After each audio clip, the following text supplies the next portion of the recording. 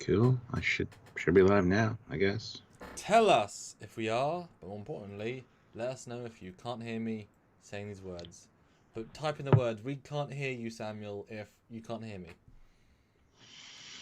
And if you can hear him, type in the words. I was gonna be really mean there, and I'm gonna stop now. Yeah, just say Good. we can hear you, I guess. Sure. Good. Yes. Dear me. Warner Technical Solutions. Good evening, everyone. Good evening. Hi, everybody. It is Monday. Mandalorian Monday. No, it's Yep. Mandalorian Monday. It's a difference. I appreciate the difference. This is the day we talk about the Mandalorian. Yes. We have no choice. It happens every week. Muhaha. And, we get some Trek, some wars. If only we had some Gate, that'd be kind of cool. But, each week. But, yeah. Some Trek Gate Wars. It sounds like a new show. The Revenge, yeah. And of course, guys, say hi in the comments. We'll obviously go as long as our people to watch, etc. as we review this episode and look at some breakdown stuff. And this episode certainly delved into some extra lore stuff, which I recognise more, but also not fully. So hopefully you guys can help us out with that. And definitely in terms of like overall story arc, this was certainly more important than the last two have been. Well, the last one has been in sort of a different sort of part of the arc. So there's definitely some stuff to talk about. I hope you guys are excited, but I will jump off and share, and you can talk to the wonderful people, because they are wonderful. Go for it. Yeah. They are. Yeah, that's my cue to talk to you guys and tell you guys about super chats and how they're important to the channel, and supporting us is also important. So if you can join the channel, please consider doing so, or just sending a super chat, or helping us out on Patreon, or sending us a PayPal. If you do send us a PayPal, though, just let us know that in the chat that you've done so we can read it via the email. Other than that, yeah. So lots of great ways to support the channel. As I said, check out the Teespring store as well. Lots of great merchandise over there, Trekyards stuff, and we'd like to see you wearing some of it. So if you can, please do. Now, I'm really not sure I'm going to have much to talk about with this one, to be fair, because I did my live first reaction last night and I was having an internet issue, which I'm still having, but we've figured it out. My computer is actually being tethered through my phone right now. So there's just not a lot to talk about in this one, to be fair. There is extra lore and stuff, and I get it, Bo-Katan and the whole Darksaber and the legacy of who has the Darksaber rules Mandalore and all that stuff. So, but it's easily summed up, and it's only like a 31-minute episode. It says 33 minutes and something, but when you watch the last time on and then actually get into the episode, it's more like 31 minutes. So it's a very short episode. We should think it'd be more time dedicated to it. And there's not a lot that happens in it. It's a lot of shooting and bang bang, But we'll get into this when we talk about our reactions to it. So.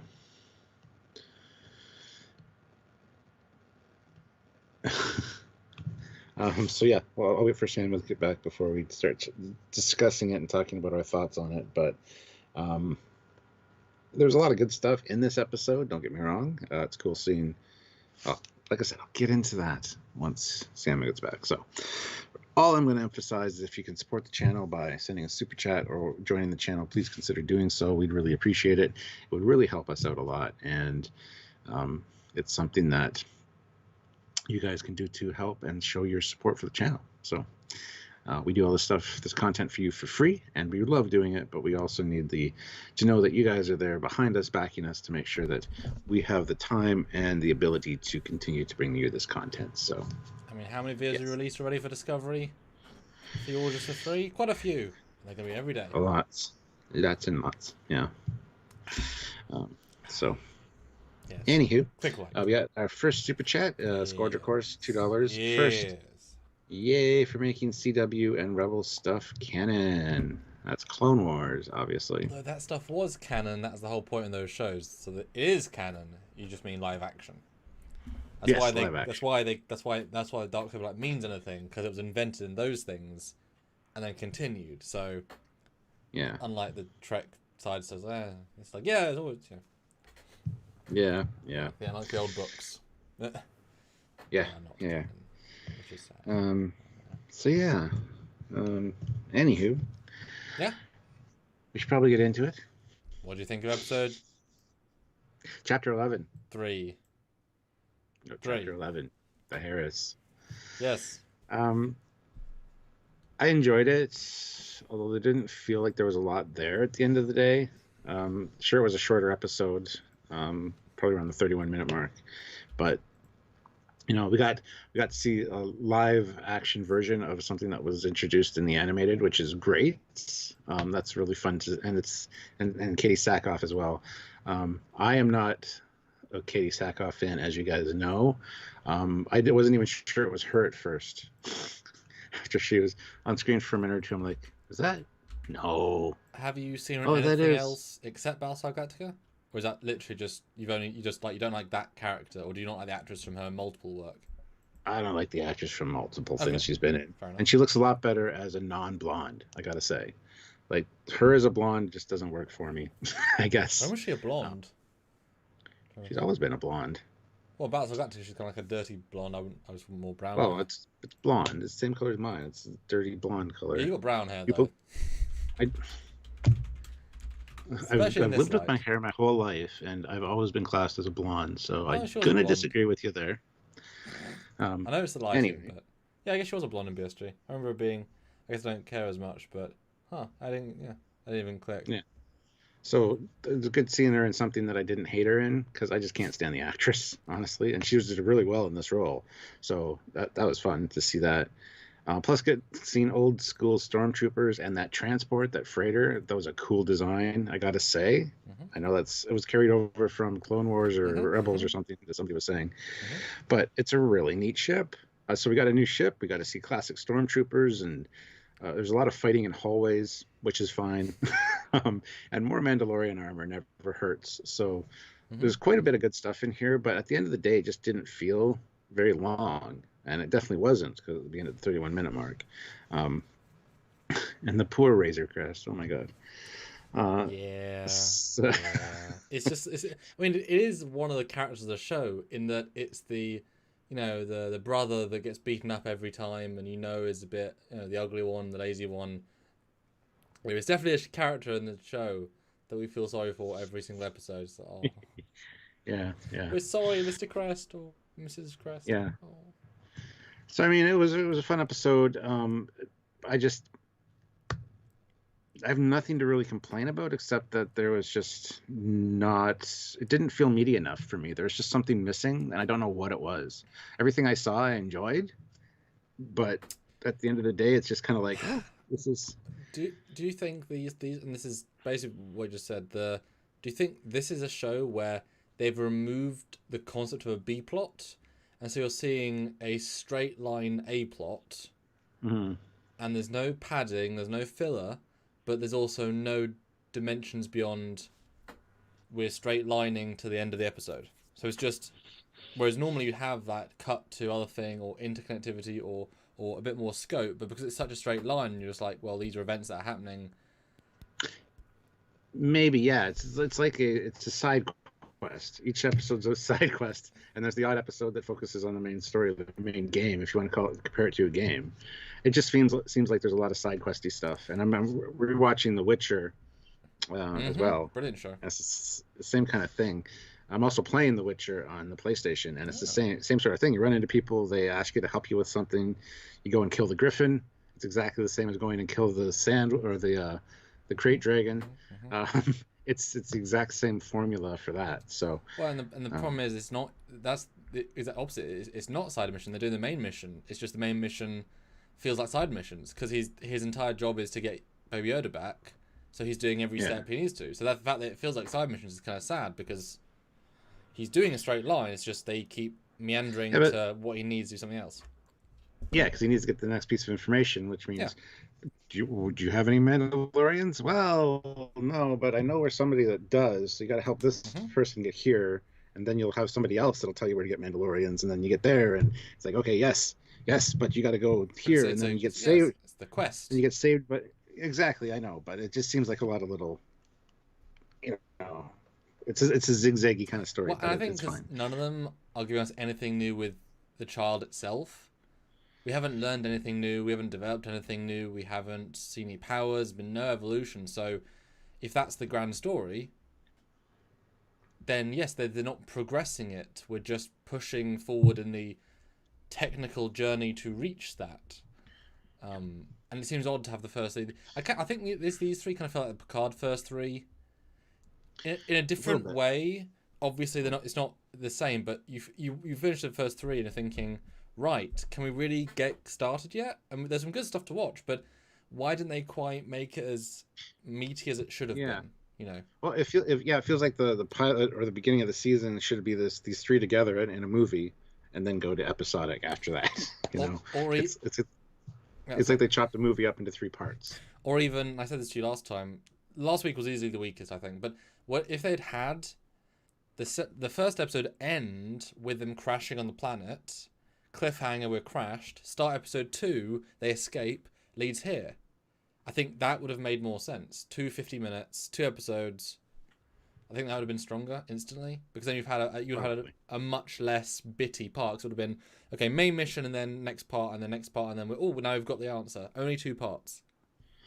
Yeah, I think that would have been a lot better actually. Because they are too. And short, the first one, you know, the first one was like 50 minutes. Yeah, it was great. 52 minutes, and we were like, wow, because a lot of season 1 was too short. Like the first, quite a few were like around the 35-minute mark. Because you can tell the full story, but they're not going outside those bounds. And one problem with this entire show is the idea of tension, because when you have a scene where this guy in laser-proof armor is fighting people that will get killed by rocks, a la Ewoks, you don't ever feel tension. And so when you go between gun battle and gun battle, you know he's going to win. There is no, like, unlike every other story, there's no anticipation that he's even going to be struggle. You know, delayed maybe, but no struggle. And so they can't even really, at least with the creature at the first episode, it was at least, okay, that was fine. But do you know what I mean? This sort of episode, like, he's gonna win. There's no in between step. And then 4 Marines against foot soldiers. Like, well, yeah. There was no surprise. Which I think you kind of need some of that. Maybe not giving him bulletproof armor. Episode 7 would have been a good choice. Yeah, the thing with the armor though as well is that it's not all bulletproof. I mean, there's the joining pieces. He can still get hit. Like even in the first episode, the guy had a laser pointed like right at the neck part, which could be an issue. But I see exactly what you're saying. Yes. Yeah, but it's just like with any film, I've got bulletproof vest. Why don't they shoot for the head? Because they did. Exactly. I mean, it's never going to happen. And besides, if that did, then and those guys were to kill, that person would be dead. So yeah, it's tricky. It's a tricky sort of formula, because once you make a guy, it's like Master Chief in Halo. He is a super soldier. To create odds against him is quite tricky, and that's the point. That's why he can take on an army, but he takes on an army. It's like Mando needs to be taking on, AT-ATs. Then I could see, because because I'm going to the last season, the end episode, that big blaster turret that could get through my armor. So there is a class of weapon. Like, they need to have a scene when they're on the transport where they've got the normal blasters and they say, "It's Mandalorians!" and they run and pull out big. They kind of did, but not really. They did. They had the heavy repeater. Yeah. They needed distinctly put. Okay, now we've got that, and then Mando's like, "Shit, they've got heavy artillery," and then they know it can't take it. That one moment to suddenly ramp the tension up, because once he walks through it, That actually would have been a nice little callback and something to like Boba Fett, where they pull out the heavy armor, and as he's like looking around the corner, he gets dinged in the helmet and it leaves a dent. Yeah, this shit can dent Beskar. It won't get through it necessarily, but just something like that. Yeah, I mean, to kind of up the tension a bit. I think it makes sense. The further we get into the Gideon storyline, the more he'll know Mandos are after us. So we must have a scene where they say, this blast was designed to go against Mandalorians. I mean, come on. The Empire won against the Mandalorians. They obviously have ways of winning. You know what I mean? Yeah. It's ill-prepared people. So I hope we get that point where his advantage gets made redundant. But then it becomes too, redundant. It's tricky. It's a tricky balance. It's a tricky sort of show to plan out. And from season 1, I never got the feeling that all Mandalorian armor is Beskar. No, indeed. No. I thought it was like his is unique because he melted down his earnings to make it. It seemed like something special, Which is funny because you started off thinking, oh, they are all Beskar steel because that's kind of the way they set up without knowing. And then you learn throughout the season, oh no, this is special. Yes. And then these other people, like, we've no idea what they're made of, but it doesn't make any difference. Like, is Boba Fett's armor that? You know what I mean? They both created more depth, also blurred the waters tremendously.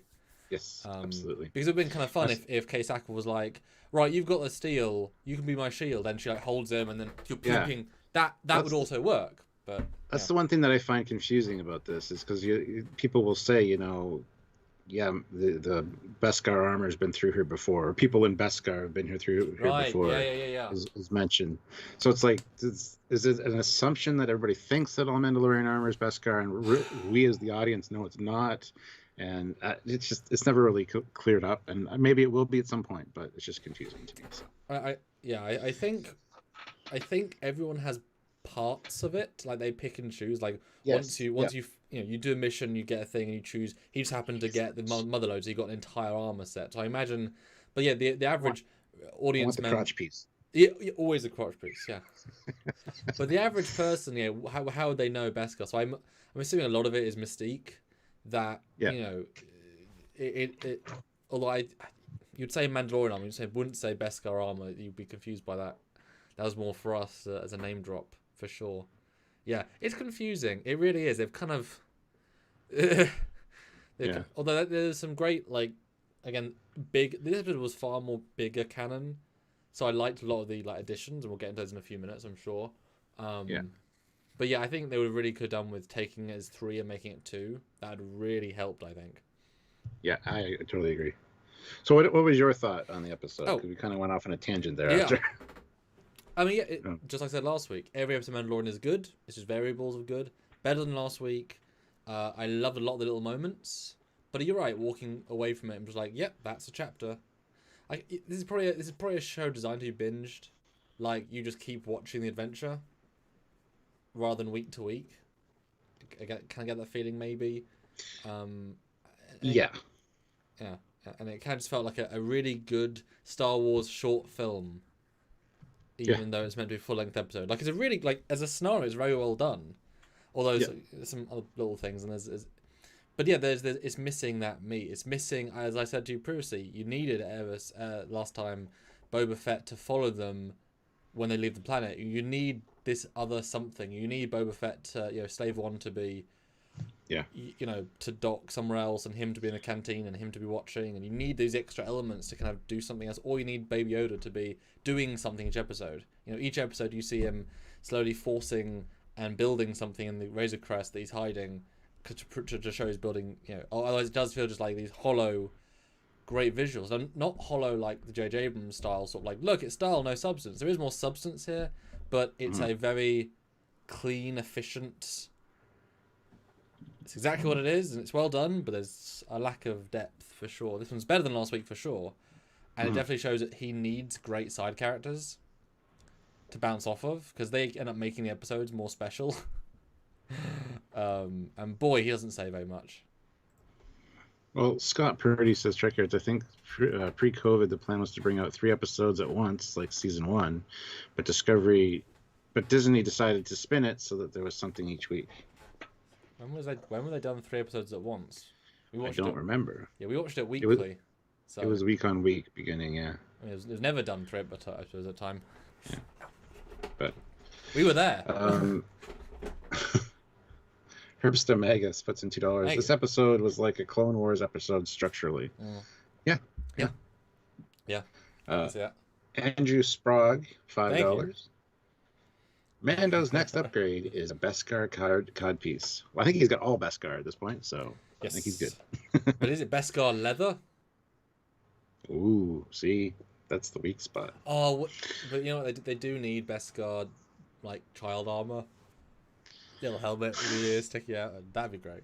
That should be a payoff. I've seen art of people have done that. Yeah, and it's interesting. Yeah. It's like the advice that Cheetor gives the the primitive people in Beast Wars, when you're battling bots, hack at the joints. Yeah. So it's the same thing with the Yeah. Mandalorian. Go for the joints. Or just shoot the floor so they fall out of the ship. That works too. You know, if you can't win, just blow up the part of the ship they're in. But yes, we start off, Stuart, with a... Oh, just make sure I swap. I love the intro, though. And I was definitely excited to see where they went. CGI was gorgeous. Really, I mean, just stupidly photoreal, you know. And the level of damage was great. And it was a really good, like, let's jump in. Although, boy, I know you haven't seen the movie, but this intro is just, like, straight out of Serenity, the movie, of how it comes into land. Because it looks the same, you know, the design's almost identical. And the way it comes into land is like Serenity vibes through and through. But it's a good intro. I like it. Visually looks incredible. Yeah. Yeah, the whole landing array isn't working, so he has to slam it down. And they're like, they keep calling him, you know, you're coming in too fast, you're coming in too fast. I know. And just the last second, like, and just about to set down and into the water. That was really well done. And we got to see a really cool piece of tech there with the crane. You got the AT-AT crane, which, you know, how long were they in there for? Probably a little while. Because, I mean, they were fine. They were still in the cockpit, so it's airtight for space, so it's fine. But... and no passage of time there, so... But anyway, that's okay. Yeah, this is a legit laugh out loud scene. Yeah. Because it's just so funny, but it makes so much sense. Like, you understand it. And yeah, this ship is gone. Although I will say the color palette on this planet is awful. It's just a grey blue, and I actually literally for our reviews I brightened it by at least 50% and also upsaturated it just to try and give it a bit more life. I mean, this is the my version, and this is it without anything, and then brighten it, and yeah, it's a bit depressing, really. But that said, we've never seen a ocean creature planet like this, and so just see Mon Calamari, and I believe they're Bisque. I can't quite remember the other race are. I think so. Guys, tell me what the other creature is. Yeah, definitely down at the docks kind of feel. Yeah. Must smell like fish down there. Yes. And even the boat later is very reminiscent of the crab boats and stuff. So very well done. Very well done. And they were all that race. Like you've never seen that. And to commit to a planet entirely of these aliens with very intricate makeup, that was an expensive shoot, for sure. And yeah, the AT-AT was a tremendous touch. It was so obvious, but also takes a clever little thought. You know, very, very clever. And yeah, great. And the fact that the guy's like, can he fix it? I'm thinking, you know, it's mostly destroyed at this point. Like, there's less ship than there is working ship. Well, I turned on the subtitles, as you know, and he says, fix it. Nah, but I can make it fly. Oh, right. I didn't realize they had subtitles for the aliens. Yeah. Oh, that's so cool. Well, he was speaking in standard. And then he says, yeah, I'll fuel it up if it still holds fuel. Oh, I didn't even hear that stuff. That's great. And it's great to see Mon Calamari, as always. No, it's a good little... And then the reunion between the frog peoples was so cute. Yeah. Considering what they are and how they are, it was great. Yeah, you can't really... Yeah. Well done. And with no like, audible... Like, you know, this is a reunion that crossed all language barriers because even we don't understand them. Yeah. You know? Yeah. It's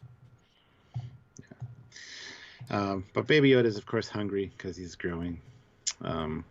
So he gets he asks the husband, you know, where you know about Mandalorians, where should I go? And he points to the inn, and they take him over there, and they basically wave at the owner of the bar.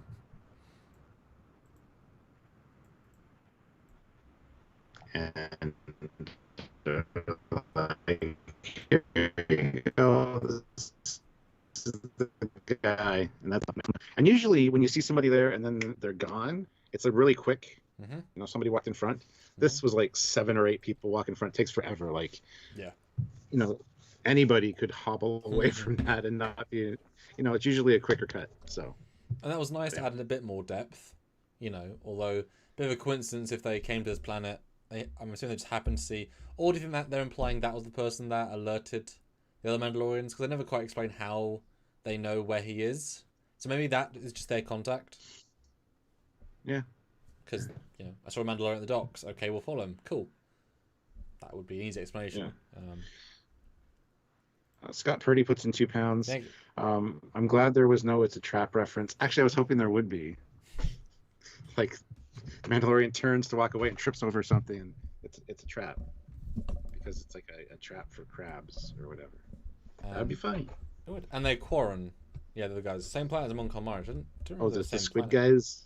Yeah, but it's great. I just love the idea of doing this sort of. I like the idea that feed the baby, and then just it's a very organic little moment. Just matter of fact, and then I did quite like the face hugger moment. So unnecessary. Yeah, don't play with. But it's good. Yeah, don't play with your food, and then he uses his knife and like stabs it at the baby's face to get the thing off. It's like, wow, that's parenting done right. I mean, Christian, take him out for dinner, and show him how it's done. I mean, the hospital's not far, is it? So. Well, that's a good point. So then they just get shown to this guy who says, right, we saw one, and they went somewhere, and we'll take you too. I'm like, well, the thing is, okay. Again, subtitles on. He says over on the other table, there's a Mandalorian looking for others of his kind. He was asking about passage. He's wearing Beskar. So again, there's that he's wearing Beskar, like somebody special, so that you guys can rob him. It's not just regular or armor kind of thing. Yeah. And it while I don't like the idea of this whole trap thing, because it was a trap. It's the same scene as it literally is the same scene as episode 1. Walk into a place, try and get information, get attacked, kill them all. Yeah. I mean, in essence, it's the same scene again, and it just happens to be on a boat. Now, are we gonna have to see this one again? Because why would you build all this for this sequence? Because we've never seen a Star Wars boat. Like, this isn't a hover boat. It's just a boat. Just a classic boat. It's like, cool. Canon. Blue glowy engines. Yeah. Emily, did you see this coming? This reveal? This? Nope. I expected something cool to come up and eat the fish. Yeah. But yeah, to see the kid get a hockey stick. Yeah. I feel like the puck in there. And it's also I loved how just as the thing was coming up, the little thing closed, so it's airtight before he goes under. Mm-hmm. But it's a good parallel, because in the last episode he was eating the eggs. Now he's the egg that's being eaten. Oh. So maybe it changes his perspective on things somewhat. I like that. He just in a lesson. Yeah. And it's definitely a very unexpected reveal, since it's been, okay, yeah, he's going to pay them quite a lot, I'm sure. Although I noted that in the scene he goes under the water and then he comes up and breathes, even though his armor's space proof. So he should have oxygen in his suit. They keep telling him, the other guys keep saying, drowned him, as they're stabbing at him too. It's a suit that should be airtight. I thought they were airtight. I never thought that. Because of all the fabric and stuff. I just assumed it was just just armor. I never assumed that it had its own breathing apparatus. I guess what stormtroopers do. It's standard for them. Stormtroopers do. Yeah. And you'd assume these guys are more kick, and also got jetpacks, so they go high atmosphere. So I would assume that it'd just be standard. Good point. Anyway, but yeah, I never thought that, actually. So yeah, because it's Boba Fett in his cockpit. I always thought, well, that part of it is so that if he ever gets hurt, damaged, it's a good way of surviving. Yeah. So I thought it was a little bit weird. And also he doesn't try. I was gonna say, you'd hope it's climate controlled. Oh sure. Considering that he can get caught in that and whatever. So yeah, definitely must be. But I did think I was a bit disappointed how pants he felt, as in he's been presented as epic warrior every episode, and yet in this I know it's probably all takes place in 2 minutes. Fine, sure, but he does come off as a real can't help himself wuss. All of a sudden, he does nothing to help. It's not just this either. He seems like just an average everyday guy sometimes with his decisions he makes, and either gets out of them by the skin of his teeth, pure luck, or just all of a sudden turns into a major badass. Yep. There are definitely everyman moments for him, which I kind of like. It doesn't make him like this indestructible character. He can make mistakes and do stupid things, but So I don't have a problem with that. But yeah, you kind of notice it in a few episodes. It's like, what are you doing? Like, I wouldn't do that. Yeah. Well, especially as, I mean, these guys have spikes and it's water. They aren't attacking him in any hi-fi way. And whereas we've heard that Mandalorians can take an entire platoon, it's like, all you have to do is put him in a little water and he's dead, you know? Especially as this guy is bounty hunter. Yeah, it's just weird. They've got to force it into the plot. And some great comments here. Yes, they had a boat in Rise of Skywalker. Yes. But that was more of a, we'll put some shit together and we'll use it rather than, I don't think it was necessarily intentional boat. And a great comment from the Be Exclusive says, I mean, if the Mandalorian is diving into the water with a helmet on, you expect the helmet to do something and not be a hindrance. Yeah. I mean, yeah, he's not going to hold his breath and let the whole thing be filled in with water to only have, 2-3 minutes of breath. Yeah. Yeah, I mean, at least airtight with like 5 minutes of air. I would expect that, just a reserve thing. Mm-hmm. Yeah, never really thought about that. But like, how the hell is he going to breathe? Because I never thought it was airtight, personally. I just thought it was like literally like the helmet you buy, you throw it on, you got a little turtleneck, that's it, So. Yeah. And then all of a sudden, though, what happens? Gets rescued by female Mandalorian. I thought they were all female at one point. I was gonna make an Amazon. Yeah. But there's also a guy there as well. Yeah. But yeah, it gets rescued by some nice Mandalorian folks who go in and she pulls him out, and he says that the child, and the other one dives in, takes care of that. So loved that. I mean, that was really nice. And the complete lack of, oh, you've said someone's in danger. I'm going. Like, no questions, no thought, just do it. The problem is, though, it's insanely abrupt. There's no lead up, and there's no reason to think they know where he is. Yeah. And so it feels super like Deus Ex, unthought out. Like you needed a shot cutting to them watching. You needed that. It doesn't work as an edit. Yeah. It lets the show down. And the only one we had was the girl in the dock, which is never clarified that she's one of these people. Yeah. And, if you didn't know any better, you'd be like, who the hell was that? Could have been an informant that told them about it. Could have been something like that. Sith guy, Jedi lady, because we know they can. Yeah. I mean, it would have been better if it was just Starbuck with a cloak on. Because then as soon as you see it, like, oh, okay, it's you. Like, that should have easily been... Like, it may have been the black lady, maybe, but I don't think it was. It was her, it was. Oh, was it? Okay, well, it should have been the main one that you recognise then. Okay, well, there you go. But it was unclear. But it seems very abstract and abrupt. But then you get a brilliant moment where they take off the helmets, and you get people that don't know about Greater Mandalorian canon who've only taken it from the TV shows that you have to get the helmets on. But we'll ask the question of, why can't you take the helmets off? And I remember a lot of those websites like Mandalorian changing canon because in Rebels and Clone Wars they always did it every single time. Yep. But the explanation is loved it. Oh, it was great because the first thing he says is, "Where'd you get that armor?" Assuming they're not Mandalorians. Yeah. And she goes straight into the whole, this has been in my family for 3 generations, and then he says, "You don't cover your face." The other guy says, "Oh, he's one of them." And then she swears and says, "Dank Farrak," which is what he said when they were coming in really hot. But so it's like, I assume it's a swear word. So yeah, she was born on Mandalore and fought in the Purge, last of her line. And she says, "You are a child of the Watch." And he's like, "The Watch?" Children of the Watch are a cult of religious zealots that broke away from Mandalorian society. Their goal is to reestablish the ancient way. So he's just in a different cult, essentially. And yeah, depending on which side you're on, can be zealots or, whatever. So, but anyway, yeah, he thinks there's only one way, and that's the way of Mandalore. And then he takes off. What's great about that is because it does expand the idea of how big the universe is, because for him, because if we recall, his whole thing in his part of the quadrant, his part of the galaxy, was only one Mandalorian is alive, and everyone calls him the Mando because he's the only one, and they're hiding because they don't want to be seen. And then these 3 people just come in as if it's nothing, destroying all of that. But you would think that people would know.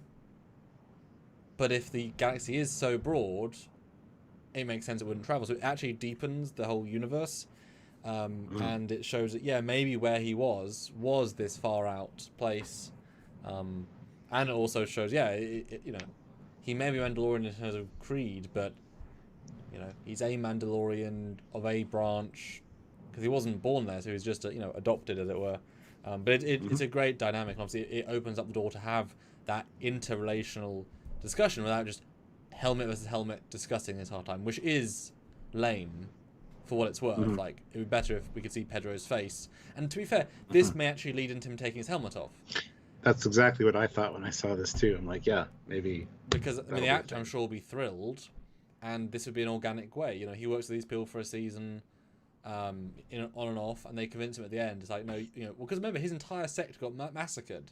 So his family's dead, in essence. And if he likes these people at the end of the day, if they help him, whatever, and they say, no, you can, and here's a holo that proves it to all the teachings, then season 2 we can have, or season 3, because I'm sure the guys are going to season 3 at least.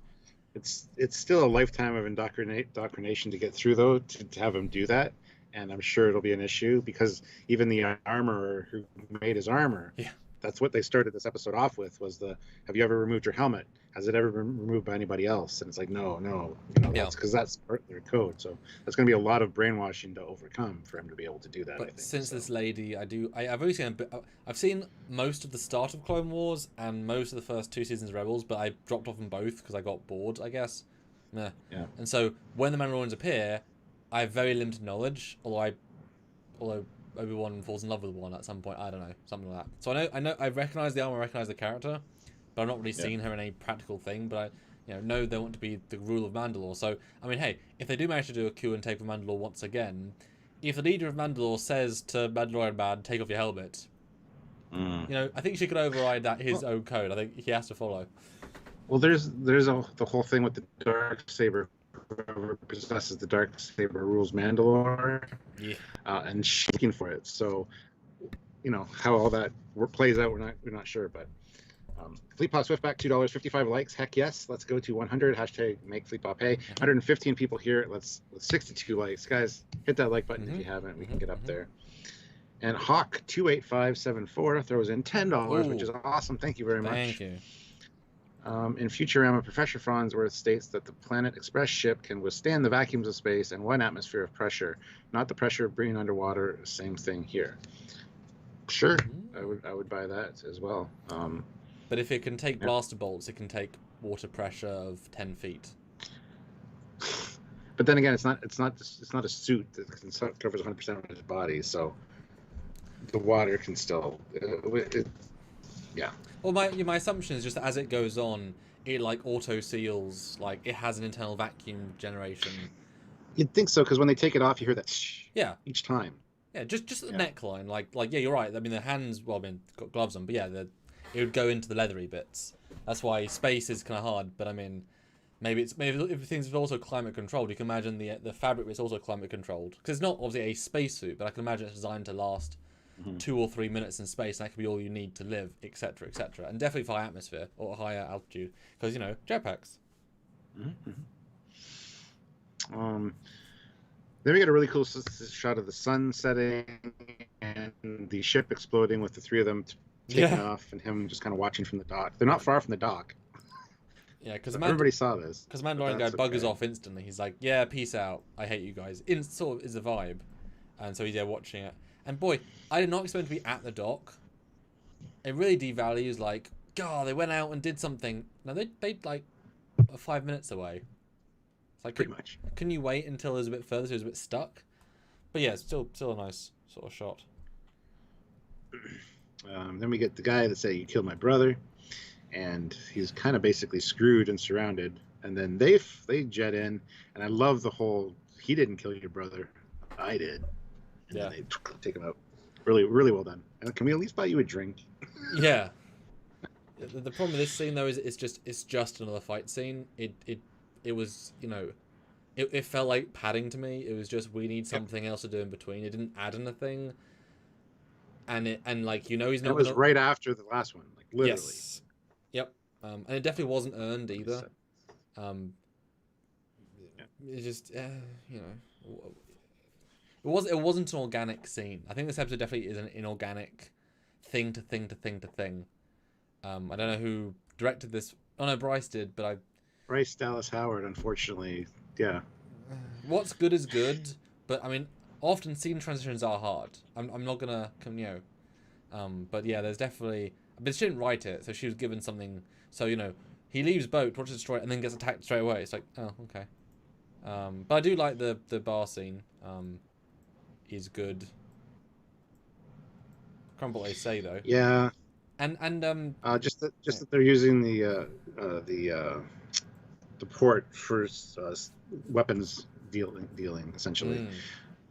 So they want their mission is to seize the weapons and you know use them to retake the homeworld. So yeah, and I did find Katie's acting a bit odd.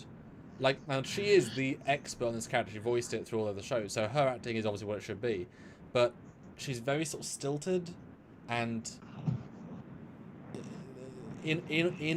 inorganic. She's not able to move. She's kind of like very, you know. And she's doing a voice thing.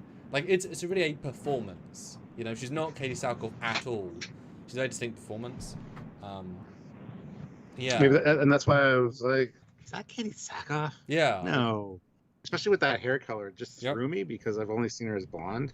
Yeah. Or like brown if you want to go that way. But yeah, this was like, holy shit, it is her. Yeah. And I don't hate her in this. She's not coming across like Starbuck. Yeah. Well, she's not, yeah, because she voice acted. Maybe that's why she seems stilted, because she's trying to imagine how they'd animate her. Yeah. It just she's playing a voice character in live action as opposed to, which is I like that. I prefer they'd use the voice actors because then there's no there's no difference. But I wasn't sold on the character until the end when she actually has to act more. You know, because she's sort of manipulating him here. Like you can tell they assume he's a brother, but at the same time, but we just need to lead you on enough to abuse your trust, but still help you. But like, so it's very much like a very mild chess game, and in retrospect, that's how it felt. But her acting is weird. And I look forward to seeing her do better. But there's a reason for why, so I'm not going to complain too much.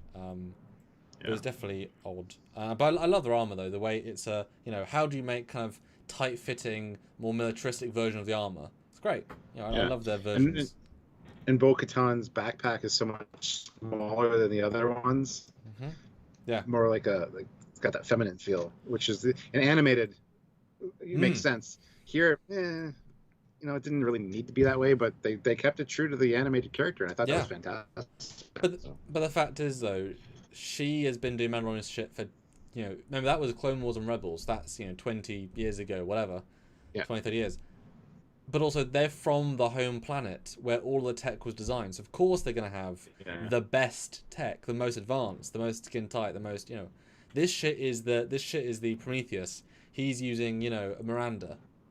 It might be a refitted Miranda, but it's still old shit, you know. So I liked that. You know, they're military grade. He's a guy. Just like Boba is kind of like he's wearing pieces. It's a good different vibe. It worked. Yeah, and I gotta say, I love the Imperial Gazanti freighter. I think that's a cool design. Yeah, there's a picture of it. Oh yeah, it's good. It doesn't feel too Star Warsy per se, but we know it is actually a Star Wars ship, and when you see it as it functions in the other shows, it makes sense. But like, it's one of those, like, I mean, it's a cargo, like it's a side design. Yeah. Good. Yeah. And the CGI here is beautiful. I mean, it's photo real. You know, it just is incredible. Yeah. So the plan is for the four of them to wait till it launches. They're not going to stow away on it. It's going to be going low enough speed because when it's within the port, within the shipping lanes, it has to go trolley speed. So they're going to jet aboard it, and you know how many stormtroopers are there? A squad at most, and they couldn't hit the broadside of a bantha or the side of a bantha. I thought that was a great line. So yeah, interesting enough plan. And he agrees to help them out. So, but he needs to take care of the child in the meantime. So I don't know how he knew where they lived because he doesn't understand their language. But finds them and says, "You want to babysit?" And I'm like, "Oh no! For the love of God, no!" those poor eggs or whatever. Yeah, I mean, I like the fact that he had some friends in essence on the planet, but yeah, you definitely think it's going somewhere. Although I definitely appreciate that it didn't, because unneeded. But I like how they're like, oh, it's you again, hey man, because obviously she's happy now. I think she's now clearly, well, we see they're fertilized in a minute, so they've obviously done some nasty. So now she's probably in full mothering mode, and this is still a baby. So it's like, oh, I'm now in mum mode. I'm no longer concerned. Half mum. Yeah. The funny thing here is he comes in and says, can you look after him? And you can tell by the body language that they're agreeing, but at the same time, he doesn't understand frogs. Like, be like, no, we really can't help you. We got things to, no, please don't. You don't know what. But yeah, and then to see the little baby hatch, it's like, oh, is he gonna eat it? And it's like, no, because at the end he's like playing with it, and then he wants like he doesn't want to leave. So I think he learned a little bit of a lesson here, which I appreciate. I appreciate that. Well, I mean, it's a child. It's a baby in terms of its own species, and it also is empathetic. We unpasteurized eggs. They're called the things we have for breakfast, but we're not going to kill a chick in the context of if you, we're not going to murder a chick in front of us because we like chicks. So it's it's a different thing. But I think it the creature was like, oh, it's a baby like me. That's nice. It just clicked. Yeah. Yeah. The big sticky point people have even about the egg thing is that they're sentient being, not just like, food like chickens. But yeah, whatever. And guys, just to apologise, but anyway, we see the on his phone internet, so sorry for the connective issues, guys. It is tricky. We do apologise. It's more annoying for Stuart, I'm sure. But the fact that he can be live at all shows how cool his tech is. So bear with us, guys. Okay. Oh, the signal's been great for me here. I haven't even cut out like I do with my normal internet. So okay. Sorry if it's bad on your end. It comes and goes. Comes and goes a little bit. Of course it does. Sorry. Anyway, as I was saying, the freighter's cool. I love seeing it take off. I like this design. This is a cool ship. Never seen it before, but I like it. And it's so detailed for what I remember, like, obviously I've only seen it animated, but they photo reeled it beautifully. Yeah. It's just very grey. Having a grey ship in a grey bay with grey atmosphere. And a grey sky, Ugh. And white and black stormtroopers and grey Mandalorians with some blue on them. They do have blue. Yeah, it's weird. I don't know why movies like desaturate so much. It just makes things look ugly. Like, not bad, but ugly. There is a distinction there. For the odd scene here and there, but like you look at even the Superman Returns, they dialed that way down, but when they re-brighten it up and you see clips of it, it looks fantastic when it's not toned down. Well, I don't know why they do that. Because I remember I've been upping the saturation and brightness. This is what it looks like normally, and obviously Stuart will see that in a second. But here's you brightening it by 40%, and here's me saturating it more. Like, it goes from grey to blue. Like, it looks better this way. It's bizarre. But I gotta say, I was not sold on their attack, because why are there stormtroopers out on a railing? Well, they're still in the trawling lanes, so they're still close enough to the surface that get attacked. You would assume, so they got guards out there just keeping an eye on things. I guess it's a bit. I don't know. It's a spaceship. It just felt a bit like we need to have an action moment rather than everyone's in everything. The ship's sealed up, ready to go. It just felt unnecessary and odd. And also easy, obviously. I don't know. Just didn't. And especially considering the one stormtrooper was like, pirates. Are these the same pirates that have been attacking us all along? So you guys are prepared for it. Maybe that's why they're out there as guards, to make sure that they don't get attacked by pirates again. Oh, they failed miserably. As stormtroopers do. Yes. Yeah, and then we get a known actor in the main baddie role, and I believe the guy I recognise the guy on the right. Can't remember from. But a nice Imperial cockpit. I like it. Well, the main guy there in charge, he was in Equinox. Wow. He's the second in command. He's aged a bit in 25 years. That's Looks fair. like he's been tanning quite a bit. He's got kind of leathery, tanny skin. Damn, yeah. Wow, BLT. Just the other side And of thanks it. to Ozzy for pointing that out to me, because I'm like, this guy looks familiar. And Yeah. Ozzy was the one that brought it to my attention that that's who it was. So Good job. so And thank you, guys, Ozzy. do super chat your thoughts. We're at a very low amount now, but we'd love to see double this, triple this. 100 people watching, which is great though. But put in your thoughts. Please do. Please do. Absolutely. And yeah, the pilot looks familiar too, but I don't know from Yeah. what. Guys, you remember? Because I definitely recognize him. Definitely do. Yeah, yeah. Uh, anyway, they easily break into the ship, and I feel bad for this one stormtrooper. Yes, you see stormtroopers get blasted all the time. You assume they're just dead, but the one guy that gets shafted with the blade like 5 or 6 times, and then falls over. I felt bad for him. It's like, seriously, just shoot me, because you got to assume that most stormtroopers survive. It's kind of like a concussive shock because they're wearing armor, right? Yeah. So they get and they get stunned, and they're on the ground for like 5 minutes, and then kind of slowly get up. You assume that some of them survive, Sure. except for when you're playing a video game where you cut them in half with lightsabers. But still, Hey, I Darth felt Maul bad for the guy. survived. You know, there's a And he specific got cut in half. factory. Yeah. It's a factory that does robot parts for dead stormtroopers, and that's why in the episode 10 you're going to see all the stormtroopers from the last 6 films come back with robot pieces. Didn't you read George Lucas's autobiography? That's the plan, you know. That's the plan. Mm-hmm. Yeah.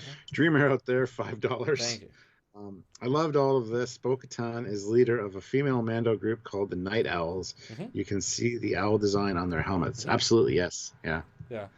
I love these set designs. I mean, they're so classically Star Wars. I appreciate it wasn't just the circle room. Like, I always like when they go outside that box now.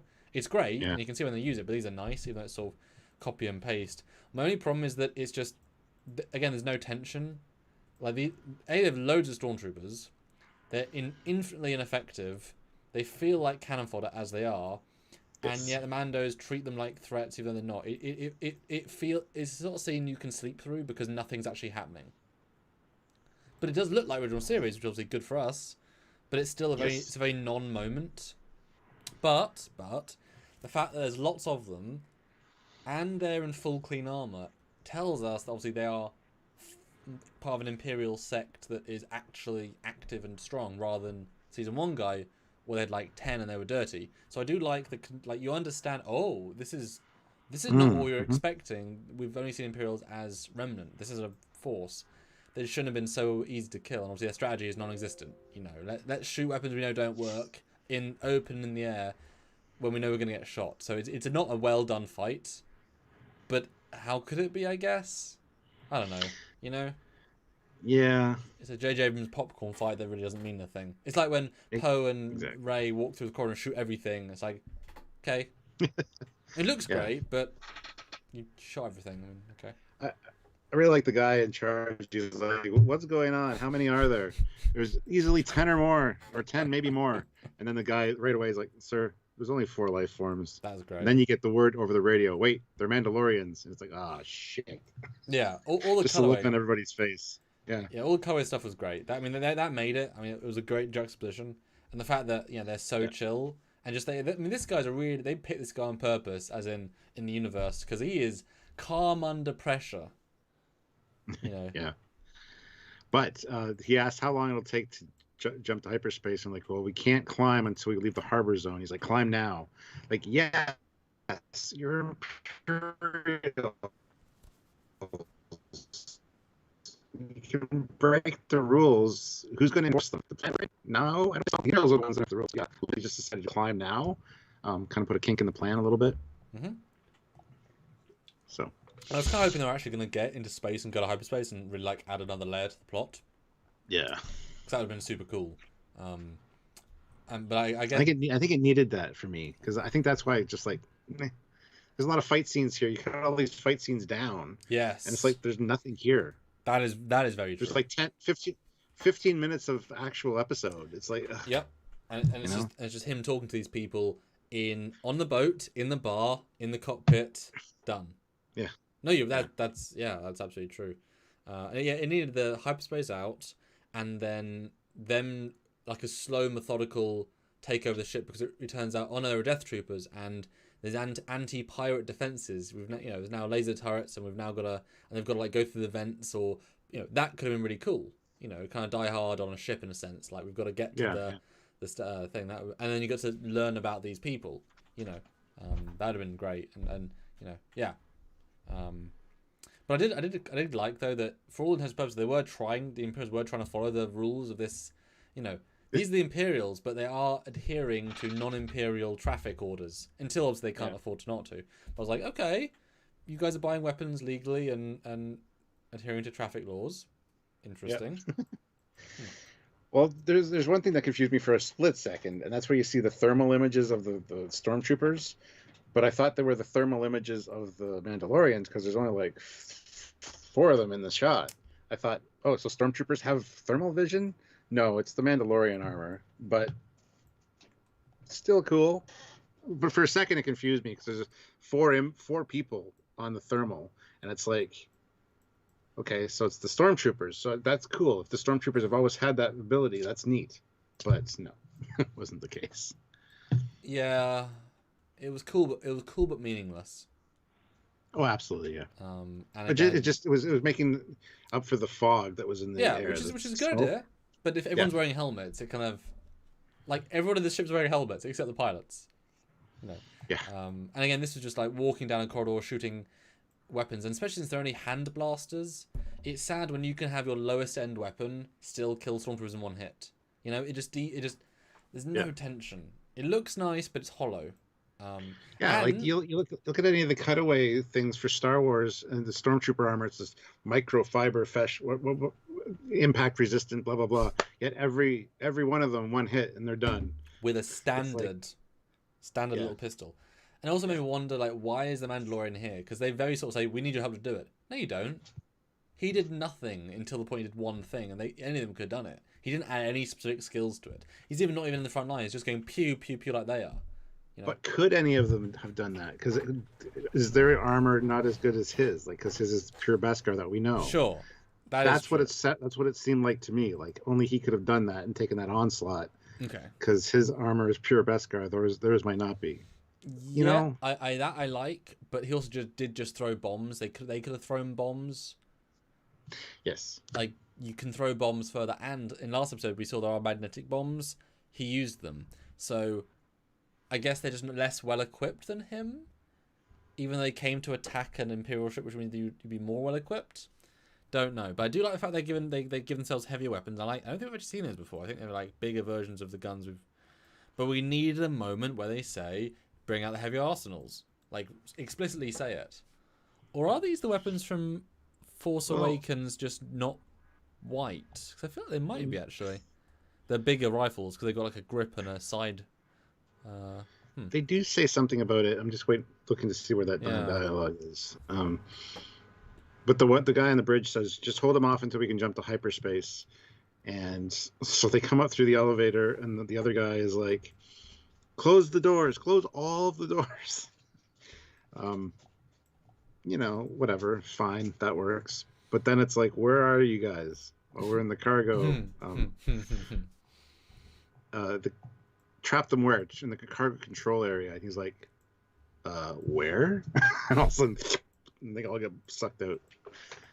Which in this case is sucked out, not blown out, because they aren't in space yet. So, yeah, I did think this was super funny. I like this a lot. Although, I thought it would have been just good enough if they had just trapped them in 4 blast doors and they had to then get out. I didn't need them to all be sucked away. It kind of remove the threat even more. It's funny, but they can't be that stupid. Or they should have disabled the door, the remote destroy access control. I mean, just disable that first, maybe. Because, and also if they're blowing things away, aren't they blowing with the weapons as well? Like, it's none of the crates move, they probably should have. Well, the crates you either assume are magnetized to the floor, or some of them get blown out, and that's why later he's like, you can dump all the crates you want, and she's like, we're not dumping them, we're keeping them, because since they're cordoned off in different cargo sections, they're not all gonna go. Yeah. But at that point, it becomes a very much like, oh well, now they're definitely gonna win. Yeah. What are you going to do next? Because we've kind of removed even more of it. But she's characterful, and I like the fact that Mano's like, this isn't the deal because they're going to hyperspace. We're going to stay with it. We're gonna, we're not just going to destroy it. We're taking the ship. Which I thought, obviously, why wouldn't you? Like, if you've already done all the work to attack the ship, just take the ship. Why wouldn't you every single time? Well, you know. I like how that's their code because he's like, this is more than I signed up for. This wasn't part of the plan, and she's like, no. This is something we need to do. This is the way, like, because changing the plan on the fly, I guess, is the way for that. I thought that was good because this is the way is can be used in different contexts now. So, well, especially since she's meant to be one of the highest leaders, so it's like, Yeah. But I was waiting for them. I was explicitly waiting for the scene where he says, "You've changed the deal. Pray I do not change it further." I know. I was thinking the exact same thing. Yeah. But in fact, we did get that in a sense. That's such a catchphrase now, but we did get the catchphrase of this show. So it actually was that, even though it really wasn't. Yeah. So that I thought was that is good subversion of expectations, Yes. But I like the fact he does still work with them, etc. It's yeah. So then he talks to Moff Gideon, and it's like, oh, we got another pirate hijacking. And then it's like, well, you know what to do. Because the only place they haven't gotten is the bridge. And he's like, okay, well, in that case, there's no other option. Yeah. And the two pilots look at each other, and it's like, oh, shit. And Howler says the big rifles were DLT-19s. No, they're not. They're not those rifles. They're different. I'd recognize those rifles. They have like a second barrel. I mean, maybe they could be there with a second barrel, but that's not how they normally look. I mean, they're enhanced versions, but I'd recognize those. These are new ones, or Force Awakens. But yes, I did like that. It's like, yeah, you're gone. I'm not even gonna bother. Although you wonder if he's asking for reinforcements, does that mean there's like a ship right nearby? You'd think so. That would meet them in orbit, yeah. In which case, why not, or just out of system? In which case, why not just come in, hyperspace in, and blow the ship up yourself, thereby killing them? Yeah. You know you're going to kill them. Like, if you're already that close, just, especially if this is like the leader of that group, Yeah. Like they're trapped. Seems odd to me. Well, I found the line I was looking for here. They say, because they continue to move towards the bridge, and how many are there? 6 to 10. 2 of them have heavy repeating blasters. So just heavy repeating blasters is the description for the bigger guns. But still. Yeah. No, they needed something more distinct. Whatever, but yeah. Scott Purdy, 2 pounds. Dang. They take their helmets off every chance. Poor Mando. Right? It's hot in this thing. How do you keep it on all the time, man? But yeah, they're losing altitude because the guy killed the pilots and he's diving it. He's going to destroy the ship with them on board. Boy, that was abrupt and gruesome. Yeah, and talk about ticking clock. They need to get up there quickly. So, although it's just going to hit water, like it's not going to explode. Like you'll hit the water, you'll be flung into the bulkhead. Your arm will protect you because it's armor, and they'll be like, well, damn, what do we do now? But was he flying, or do you think he was actually flying into like one of the surfaces?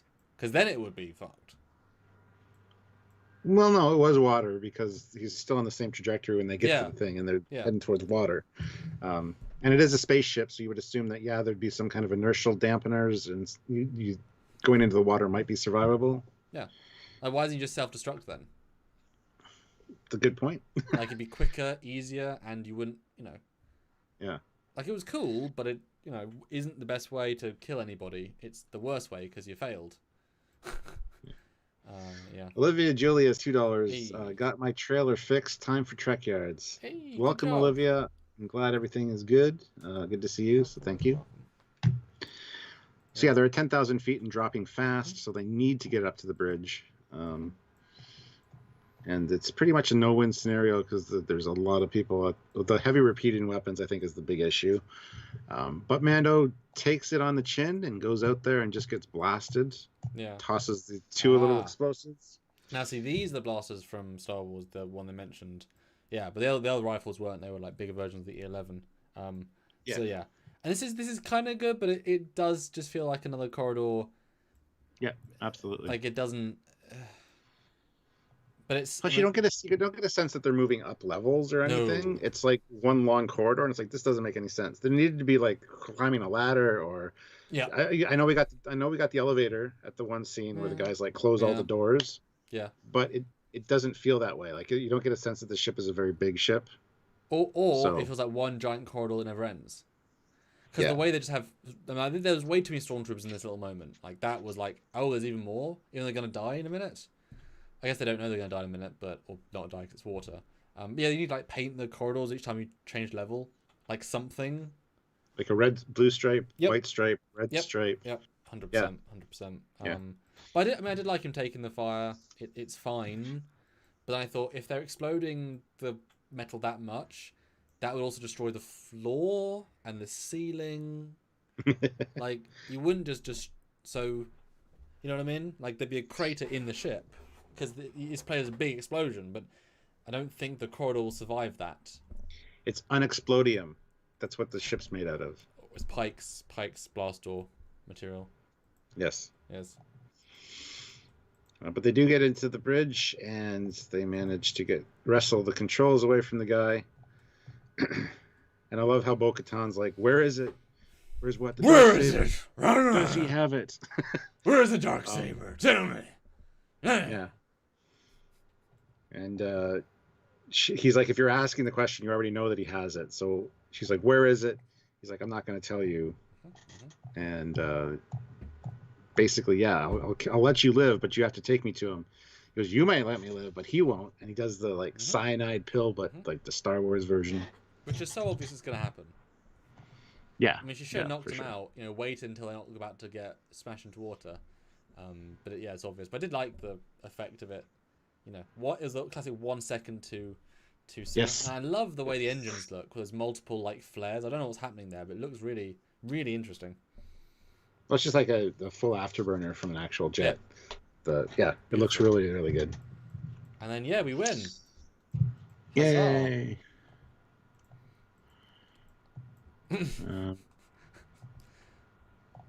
That's what I mean. There's not much to talk about with this episode, right? So if he asks her where he can find the Jedi, and she says, "Take the family to the city of Caladan on the forest planet of Corvus, and there you will find Ashoka Tano." Can't even say her name. Yes. Ahsoka Tano. There you go. Just quite a bit. I mean, we all knew she was going to be in this season, although we don't quite know who she's going to play formally, officially. But to name drop instantly, and to have both these characters in the same episode, and Boba Fett's episode 1, like now I felt the plot's starting. Unless it takes 3 episodes to get there, obviously. Well, yeah, and I like how she says too, "Your bravery will not be forgotten. If you change your mind, you know where to find us. This is the way." So even though it's a different sect, if you will, still what he's done here won't be forgotten by them. It's not like, they're not like unhonorable Mandalorians. It's just a different kind. Because at the end of the day, he did follow through. He didn't bitch too much, even though it wasn't that hard a mission. And he did almost sacrifice himself with the armor. Which I like the fact that it was being pinged. I would hope there's dents next. There won't be, but it'd be nice if there was some damage. But yeah, I mean, straight away mentioned. I didn't even realize she was still necessarily alive. Because it means that, boy, Vader really sucks at killing all the Jedi. We've had Obi-Wan and Yoda and the guy from Fallen Order, and which is canon. There's loads of Jedi that survive. I mean, it's a big order. It makes sense, but there's always one more. Don't forget the Force Unleashed. There's some alive in that as well. Well, they're not canon anymore, unfortunately, which pisses me off. They should be. They should be for sure. Yeah, that character's brilliant. But yes, I agree. That one for sure. Well, that was funny though. It's like, wow, there's so many. We had to hire a guy just to kill them all because there's so many. Both games worth. And you can't even kill blind ones, you dumb bastards. Well, you made them blind, to be fair. But yeah, I like the fact that because if she's lived this long, that means she could be in future films. Who knows? Not killing people is important if you want to come back, etc. But not just that, but the fact that we've now had this full Mandalorian Darksaber, it didn't even occur to me that we're going to literally bring in the Mandalorian stuff from Clone Wars in as the storyline. But clearly, season 1 is Baby Yoda, sort of. But this is what the show's about. It's about Gideon having the saber, about Mandalorian, which is what Dave Filoni invented. So he wanted to continue his own storyline into the future for a third time, and so he's doing it. And it's like, okay, I mean, it sort of makes sense, Mandalorian. But it's like, okay, now we're finally getting what the plot is of the whole show. Okay. Yeah. Okay. Okay. We have 143 people watching, which is pretty good. Yeah. And we have 86 likes. We should be at 100. We should have been at 100 like before the. Our normal reviews were at 100 in the first 15 minutes sometimes. Definitely within the first hour. So if you guys haven't hit like yet, consider hitting that like button. Get those likes up, and more super chats would be appreciated. We're very low today, but it is, it's kind of our off-brand with the Fleet Yards and Star Wars. But last year we did really well with the Mandalorian stuff. So if you know anybody that's a Star Wars fan and they don't know about Trekyards or Fleet Yards, have them come over here because we'd like to entertain more people. Yeah. Yeah, we're here to have a nice, good chat. And obviously, we are in the chat and responding. And Peel mentioning, yes, Ahsoka was in Rebels, but doesn't mean she survived after Rebels. As I just mean, like, we didn't know her next jump. Yeah. And also, Peel mentioning, Luke is, alive and presumably starting his temple. So, yes, like, you could just send them to Luke. Well, the theories around that he'll be showing up in this season. He better.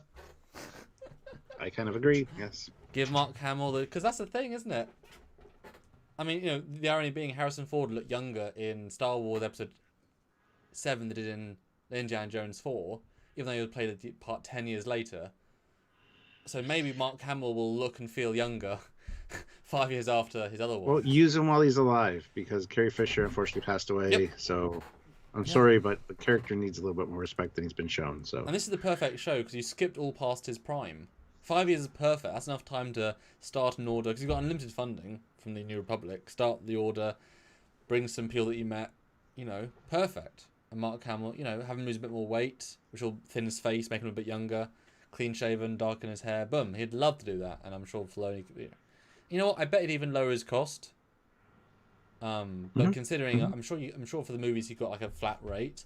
But considering how many days he worked on those films, Force Awakens 1 day, the middle one a month maybe, the third one maybe a week. Yeah. Like he probably he's not getting paid the amount of hours. He's probably getting paid a flat rate. Whereas this, it's like he's given real work to do. So yes, hashtag bring Luke back.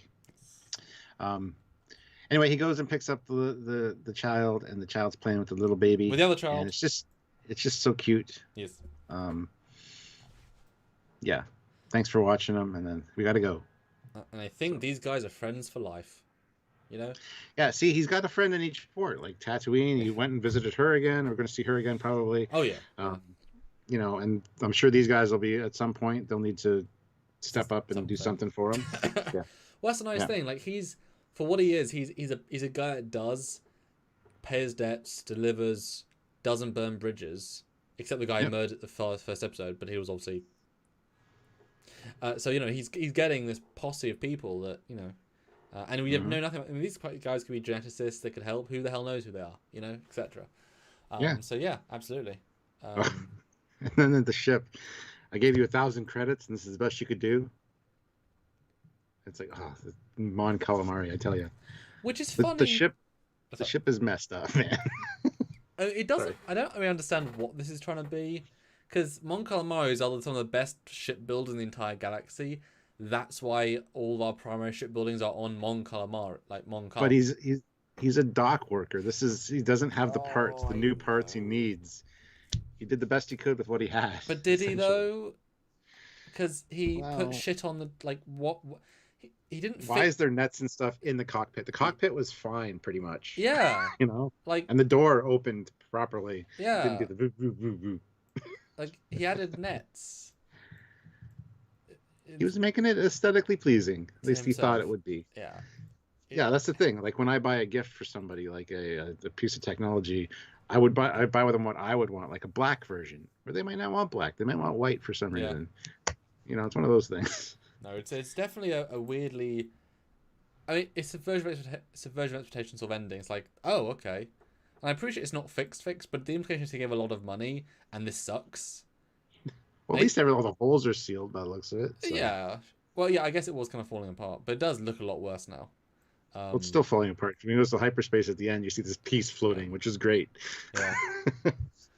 And Scott Purdy throws in £2. Thank you. Have Luke wear a helmet. Hashtag bring Luke back. Absolutely. Luke a DeLorean. Mandalorian. And then you get I played for Sirius. I almost thought it was a Mon Calamari like trying to kill the crew to get the ship, like, or was it just food that got left behind? Like I didn't know what to think really. You know? Is it? And the thing I was wondering too, I don't know. My Star Wars lore isn't as good as anything other lore, like Star Trek. But is this something that's important in the world of No, Star? Like, I didn't recognize it.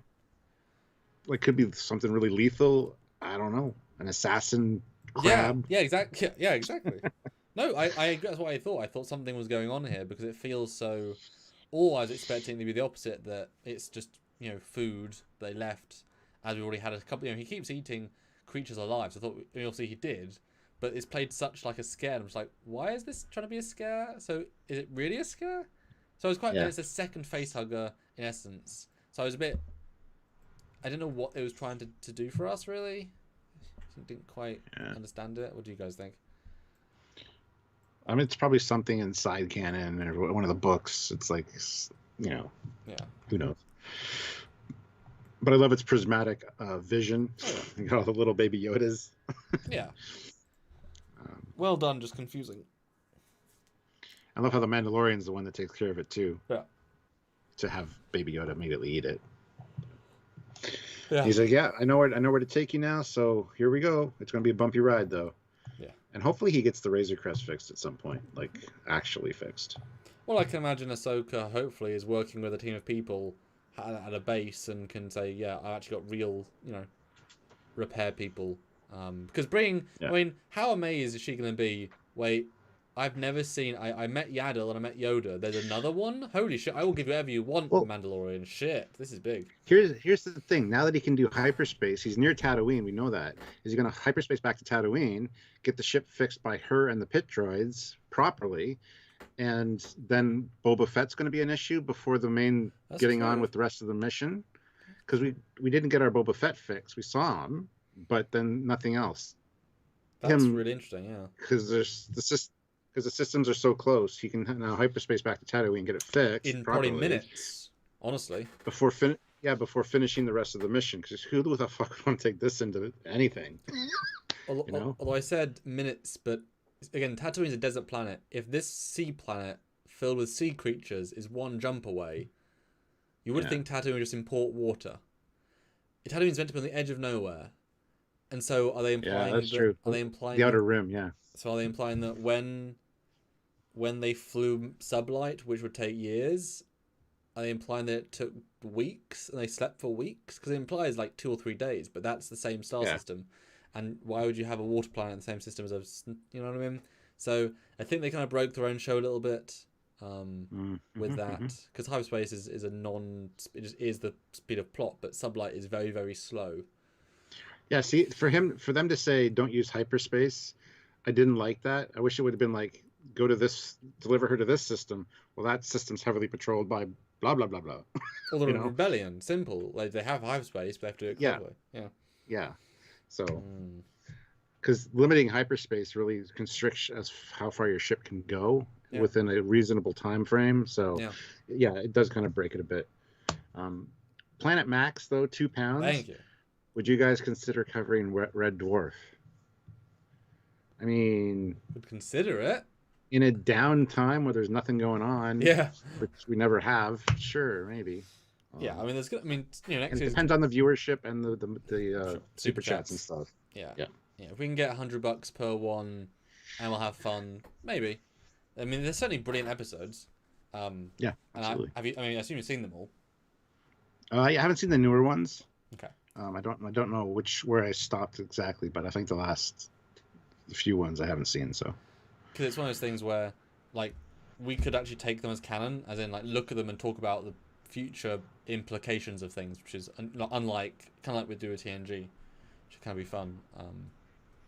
Got a lot of people saying they'd watch Red Dwarf reviews, but would you super chat for them and ask questions and make it worth our while? Because honestly, like, we do need to make some super chats during these. Unfortunately, it's just the reality of things. And we do the Mandalorian ones despite earning about a third of what we would for a Star Trek one, if not a fourth. But we want to do them, so we're making a loss by doing this. But you guys want them, we want to show them, and so we do them anyway. And that's And I remember for season 1, we were like, make it, show us that you want the Mandalorian. And the super chats for the first few were really good. They were coming in. You guys were really showing that you wanted us to review it. Season 2, we haven't been asking for that necessarily, but I mean, with 3 episodes in, it's just they've been really low, more than I expected actually, which is kind of a bummer. But I mean, we still love covering it and talking about it. So yeah, and it is a nice break from Discovery and such. To be honest. Oh yes. Oh yes. Yeah, and for posterity, I certainly learned something. I think this is a good fun debate sort of thing. Enjoyed the what ifs and whatnots, etc. Well, speaking of, with this being Baby Yoda, there's actually a theory out there that it actually is Yoda, and somebody's going to use some kind of MacGuffin that's in the EU Katra. Or whatever. Use a Katra, Vulcan Katra ritual. Well, something to take him back in time to the Old Republic, 900 years or so in the past. So he actually is Yoda. And so you could tie Yoda in with the Mandalorian and have it be a whole, we didn't expect that because it was a baby. What? I mean, that'd be kind of neat. But I think I don't know the universe well enough for all the MacGuffins and stuff that could do that. It depends if they want to keep it this small show in the universe. Like, if you see Ahsoka, that already ups the game. If you see Luke, now it's basically just the Star Wars TV show. But then you expect more from it each week. Like, to bring back Yoda from the dead is one of the biggest things you could possibly do in the grander scheme, especially as now. Then you wonder, why didn't Yoda defeat the First Order, etc., etc. I mean, it only brings problems. So. Well, to be fair, the Mandalorian could use a DeLorean time machine. Oh no! If they want to undo the trilogy, the new trilogy, do it. I would be all for that. The Force can do many things. Maybe this is the alternate timeline where Yoda's consciousness was sent back by the Force to undo. Maybe wouldn't it be great if in Mandalorian we get a scene where we cut to Rey in the future and it's older looking Rey sending her Katra, her brain back to the past, and then putting Yoda's brain from Dagobah, so he dies with Luke, and then she goes into the hut, takes the essence, and then puts it into a crystal and puts the crystal into Baby Yoda, and then we see Daisy Ridley do all this so that they undo the universe. I mean, that'd be cool. That'd be Star Trek. Well. Don't bring Rey into it though, because it'll piss people off. Unfortunately. No, but it's fine if Rey undoes the timeline because she's the only one living at the point of the future. Rebel Poet 71 though makes a good point. Maybe Yoda reincarnates. Maybe he's the only one of his kind. That would make sense. Why we never? Oh, it doesn't make sense though, because Yaddle, we have seen other of his kind. But it would make sense why there's no species name for him, because there's so few of them. Yeah. Nobody knows what planet they're from, so. Yeah, and it'd be kind of fun if there's always two, the Alpha and the Omega, the girl and the boy. Just like with it's like the Force, like the Sith. There's always two. She's the bitch and he's the annoying one. He's kind of good but they sort of being on days of being good and bad. I mean, let's be fair. Yoda's the dumb one with the way he speaks. Oh, she speaks fluently. He just learned disability. Yeah. I mean, I wouldn't mind if he's reincarnated, but like I said, that really, puts a problem. But you got to kill Yoda for a second time to let the trilogy, the sequel trilogy work. Otherwise, Yeah. Fleet Pass Swiftback $5. Paying for 100 on Faith. Don't let me down, chat. Hashtag made Fleet Paw pay. Hashtag the child likes bike. We need 4 more likes to get to 100. At least 100 likes. If we can't do good super chat wise, if you could just 100 likes would be great. So 4 more people hit that like button. We have 140 people here. Should be easy. Oh, this Jericho says the Christmas special comes out tomorrow. And I didn't keep track of when that comes September 17th. Yeah. And that has a time September 17th is Life Day. Tomorrow's Life Day. And that is the time travel I'm asking for, basically. Because, Rey does go back in time and does shit. I just pitched it and I forgot they did it. Which is why I think it's going to be the best Star Wars in a bloody decade. I'm so excited. That's us reviewing that. That's a drunk one. I think we should do that one and the actual holiday specials sometime in the next month or two. Oh, God, yeah. Okay. Yeah. We're speaking of, we may or may not still be doing our next Drunk Live on Sunday, the 22nd. We had talked about this, if it's still available in your schedule. I think it is. So that will be our follow-up to which you've not worked on at all yet. We should probably sit down and do that at some point. The best, strongest ships in Star Trek. We did our response video, and now we'll do our "We'll Do It Better" because we're Trekyards video. With booze, with several different lists, and yeah, that'll be fun. So do join on Sunday, earlier in the day as normally, guys. It's more of a fun drunk, kind of like we're here to do a show, and you will enjoy it more if you get us more drunk, rather than, you know what I mean? It's that sort of thing. Although now I'm thinking we should do the new holiday special instead, and see what kind of response we get. If we get and hit certain goals, if we hit a certain goal, then we'll do the original one as a follow-up drunk. Right. Okay. Well, we'll see. We'll have to talk about it. But well, in both will be successful. I mean, no doubt. Yeah. I mean, not that we're going to listen to you, but what would you guys most like to see either this Sunday, the drunk holiday special that comes out this week, or the drunk Trekyards decides the strongest ships in all Star Trek versus thingy? You guys choose right now. Let's see. I could go either. Both will be successes, I'm sure. Well, unless the Star Wars one's crap. It might be crap, so to be fair. Oh, and there's only 130 of you here, but 3 more likes. 3 more likes to get to 100. So, and 3 people just disappeared as I said that. So, you bastards. Lots more likes. Click that button. And we'll do the holiday special and the strongest ships regardless at some point. Yes. But you guys are kind of deciding what we should do this weekend. So drunk holiday special says Scott. Need the Star Wars Christmas storyline. Does it have to be a drunk one? Well, we like to do the weekend ones to have just fun, chill, relax. Well, plus it's going to be such a silly, fun concept that I am super for that. Both. We're not doing both this weekend, but we will do both for sure. I'm actually filming a fan film on Saturday, so I have no time on Saturday. I will reveal that. Gotcha. Yeah. Crazy. If it's good, drunk holiday special. Oh. Patrick James, $5. Thank you. Square root of 2 out of 10 for the storyline. 8 of 10 for the beautiful costume design and special effects. Oh, for this. Oh, we got to rank this episode. Goddamn. Completely forgot. There's not much in this episode, unfortunately. Like I said, you take out all those similar hall battles, and there's just... It's still fun, though, because even bad Mandalorian is good. Lesser, you know? Yeah. Let's see. This one, it's got to be better than last week, honestly. Because much better. Yeah. The introduction... Get the document, shouldn't I? Yeah, the introduction of a live-action animated character, and to see Katie Sackhoff for a lot of people is a big deal. Plus, we get also the name drop of another big animated person in this one, which you might see soon. Like it's no big deal, which implies even more is going to happen. Oh yeah, just it's like, we'll just go see Luke. So what? Yeah, that's what I think. Luke is going to show up regardless, and they're keeping it kind of under wraps. Maybe. Yeah. So for this one, I'm gonna have to give it. I don't even know what the hell I scored last week's. Would you like to know? Yes, actually, as a barometer. Okay, so episode 1 was an 8.5, and last week was a 7.5. So you were not particularly critical of last week compared to me. Well, this one I'll give a 9 then. Goddamn. Better than episode 1, really? Dang. Okay. I would say maybe, yeah. I'm just excited for all the Star Wars people that are excited to have animated characters be live action.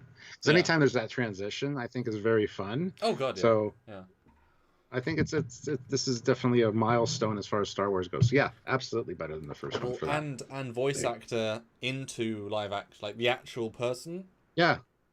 I mean, that's like if we eventually get a lower decks with actually the voice actors playing their parts, we would love that. So it's the same kind of thing. So yeah, and in essence, it's kind of like if we had Sam Witwer, who obviously played the voice and the face of Starkiller, to come back in as Starkiller. That'd be even easier because you're just like, oh my god, it's just you. Ah! Yeah. Which you should do, because that was fun. But yeah, I mean, it's great to have done. So for me, I think the first one was better just because it had. I like the secondary character more. He was way more fun to watch. The Bright was better. The Sandpill stuff was really good. The Crate Dragon was really good. And it was super simple, but it was more satisfying. And there was more meat to those bones because it kept kind of upping the stakes, obviously. But it's definitely better than last week. And so I'm going to average it in between. I'm going to say a 7 for this week. Pretty solid. It was a pretty solid. You know, so only 0.5 less good than first episode. Just for context of that.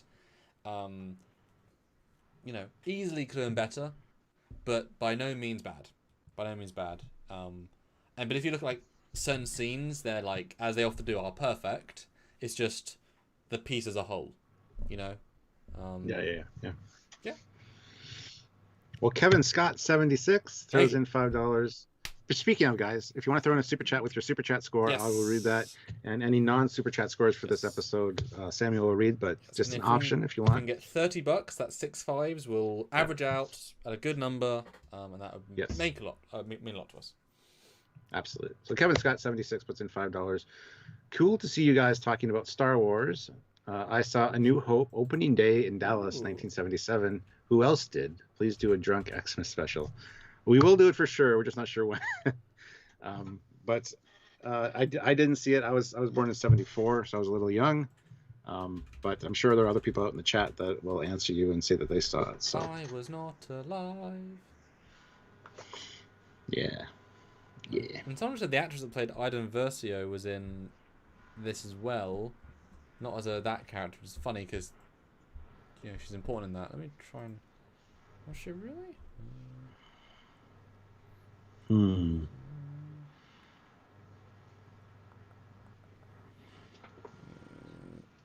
are we talking? What character? Well, it's the main lead actress from the Star Wars Battlefront 2 game. But she made a secret cameo in the. Oh, as one of Mon Calamari. Really? Really? Oh, she was there as a puppeteer. She played one of Mon Calamari. Right. So yes, when you see the Mon Calamari's nostrils in the episode of Mandalorian, remember that is Ida Versio. Wow. Cool. So people were confused when she came on set, like, what? This is a character? That's stupid. I like it, but it's stupid. The Ambassador says, I saw it 3 times in a row when it first premiered in Britain, says Samuel's dad. Oh. Smiley face. Yeah. So there you go. You got somebody else as old as you in here. Sorry, Samuel's dad. Yeah. I'm excited to get those Star Wars 4Ks because I was really happy. I know they the first 2 are really good, then they get less good because they're all digital. But I really want to watch, like, that's a different experience to watch that in 4K. Yeah. So I can't wait for Aliens to be re-released on 4K. Well, we don't have any super chat scores yet, but there are some non-super chat scores in the chat. So do it. We got 9 out of 10 from Scott. Wow. Okay. Star Wars Discipline Straight 10. Wow. Rebels version of the Throne was great, a little bit better, but really good. Liked it at 9 out of 10.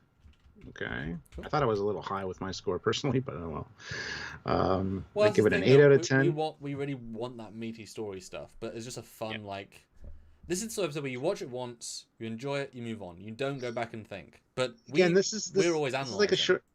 Yeah, this is like a short Trek. This could be a short Wars if you want to call them that. Same with last week's. They could easily have been shorter versions. Mm-hmm. Yeah. They just padded. Got 9 out of 10 from Scott Purdy. Let's see. 8.5 out of 10 with the super WWE superstar Sasha Banks. Apparently one of the last lives we did where you asked who was Sasha Banks, I'm like, she's a porn star. Because it just sounds like a porn star name. But I used to watch wrestling quite a bit, and I just haven't been into it lately. But yeah, I recognize the name as a wrestler. So 8 out of 10. Better than episode 2, but not as good as episode 1. That's where I would go. I mean, you know, Yeah. See, episode 1 was a lot longer. There's a lot more. it's It's almost like it should be scored differently because of the length and just. they're So so yeah, I feel different. bad for saying it's better than episode 1 because it's not. But Well, the thing is, it was also the main story. This is the main yeah, that like you say. But the thing is, oh, they need. It's just like bloody season 1. You make the Boba Fett sting and you don't follow up with it quick enough. You yeah. need to have episode every other episode something keep it going a bit. Well, that's why if he goes back to Tatooine to get the ship Yeah. fixed in the next one and runs into Boba Fett there, I'd be totally down with that. Yes, it's hiccuping the main story. We're not going to see whatever her name Ahsoka, is, yeah. Ahsoka, right away, and that'll piss people off. But if you get the Boba Fett, the Razor Crest fixed, that works for me. And I think with him being able to hyperspace now and being so close, why wouldn't you do that? I would. I wouldn't be happy, even though I spent 1,000 credits just now to get it the way it is. I'd still want it fixed by somebody that I trust and know better than that, you know? So. No, I agree. But it would feel odd though, especially those that complained even in season 1. Oh, back to Tatooine. To go back to Tatooine, we just left there. But that said, just to follow up from what you said, if you'd start the episode with Tatooine, they land and he walks out and there's no one there, and you see him walk around her office, it's been destroyed and you know whatever, and then there's a token, a Mandalorian token, and he's like, yeah. And then as he walks away to try and because he tries to find clues. Then you see a figure enter the Razor Crest, and find the helmet and put it on. And then, ooh, and yeah, that, perfect. you know, and that's like how that starts. And even have it stated at the beginning, like tried to get so and so, couldn't get there, so we're heading to Tatooine because it's closer. We need the Razor Crest fixed. You need some kind of explanation there as to why he's going back to Tatooine as well. Because not a lot of people are going to remember that they're so close right now. Yeah, or some. Well, we don't even know, to be fair, how even close they are because they were very inconsistent. But even we have a great moment where it's within the last time on, and it shows them hyperspacing out, and then instantly goes, and it drops out instantly. It's like, damn it, Mon Calamari, you're meant to be good at this shit. So he has to then go back to Tatooine because it's broken, and then what I just pitched. Exactly. So it's very sort of a joke start. Just because he got fixed by Mon Calamari, not all Mon Calamari are shipbuilders. It's like not all Klingons are warriors, man. I know. Glory to you when your ship build. Yeah. No, I agree. It's just it's funny though, isn't it? It's yeah. Fleet Boss Swift back $2. 10 out of 10 for Trekyards as usual. Thank you very much. And yeah, honestly, if we could get another, I'd say $28. And super chats would really make this worth it for us. Yeah. Not that it wasn't worth it. We do enjoy talking about it. We're still talking either way. You know? Absolutely. Yeah. And just to double down on what we said a minute ago, it'd be then fun if say that whole happened, they had to go back to Tatooine to fix it, and Boba Fett appears, and then he has obviously a long history with Luke, and so when they get to the planet with Ahsoka, Luke's there because they're working together, and then you get Boba Fett meet up with Luke, and it's like, shit, completely like we didn't expect that to happen, and he's like, Fett, I killed you 5 years ago. Takes his helmet off. You've aged a lot. You can talk, Mark Hamill. What? Nothing. You've both aged 25 years in 5 years. That would be great. But since he doesn't hold any hard feelings, because maybe he'll say, I learned so much from being slowly eaten and digested by a Sarlacc, although, as Paul pointed out, he got out within like 5 days because of how the context of... Yeah. And then aged, like I said, 30 years. Although we didn't see his face, so he could have aged in between, being a boy and a man. Yeah. Who's to say? Listen, Jericho, though, it is funny, though, that he is trying to find Jedi and keeps ending up on Tatooine. It's kind of ironic, yeah. Yeah. And Scott says, I don't think Ahsoka and Luke will ever meet. But wouldn't that be such... I mean, come on, if you were Dave Filoni and had the money of Disney behind you, and you invented Ahsoka and Luke's most famous Jedi of all time, why wouldn't you make that happen? Especially after season 1, where you've basically become the god of Star Wars in terms of fan credit. If you can make that happen, would that not be the Star Wars that fans would be like, holy shit, you brought back Mark Hamill, he's fucking great. And Ahsoka, she's fucking great. Unlike the sequels where everyone's a coward and a loner and whatever. They're like, no, they're both in full robes, full lightsaber, looking cool, like kicking ass. And it's just like, awesome. Now go do a mission for us, Mando. Ah.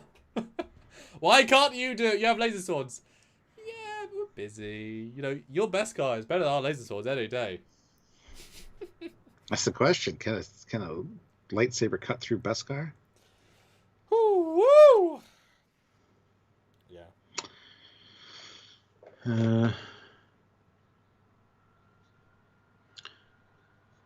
So Superbat says it's in the books where Luke Skywalker talks about the character and Luke Skywalker as the other side of the flipping galaxy. Which books, though? The ones that are all now decanonized? Yeah. But guys, let's go for the final super chat then. Who wants to take that slot? And then we will jump back with you tomorrow to talk about something or other. Plus, obviously, I'll just pimp our content that we've released over the last couple of days. As a lot of you have watched, the views have been great. So, Yes. obviously, we released our review, edited and full on Saturday. Nope, Friday. On Saturday, we released our full HQ First reaction with 17,000 views for the fleet. That's gone great. On Sunday, we released the CNC and main uniform first look, which I really enjoyed and it's got some great reviews. Today, we released the USS Nog first look, just based on our reaction of it and basic ship design. How's the views for that going? I haven't checked, actually. 3.9 thousand. More of an old school view in 6 hours. Because YouTube does not share our content, so we used to get more when we were more shareable, but the algorithm changes around us, which is annoying. But hey ho, doing well. And then tomorrow we've got something on something else, and then the day after that on something else as well. So I was about to tell you, and I'd stopped. I teased.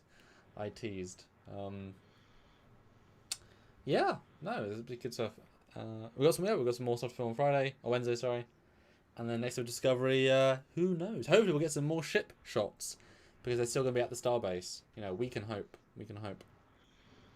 Well, apparently there's been word passed down from people in charge that by the end of the season we see better views of those ships. So, oh yeah, who knows? Well, I said to you previously, I'm sure what they're going to do is a way of beating Picard. At the end, Discovery has to be rescued, and we see the fleet warp in, and that gives them a chance as modelers to actually, properly detail them, because they give themselves another, 8 weeks, which is,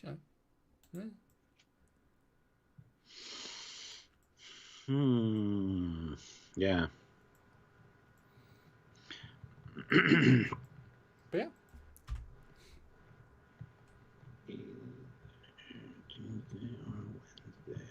Sorry.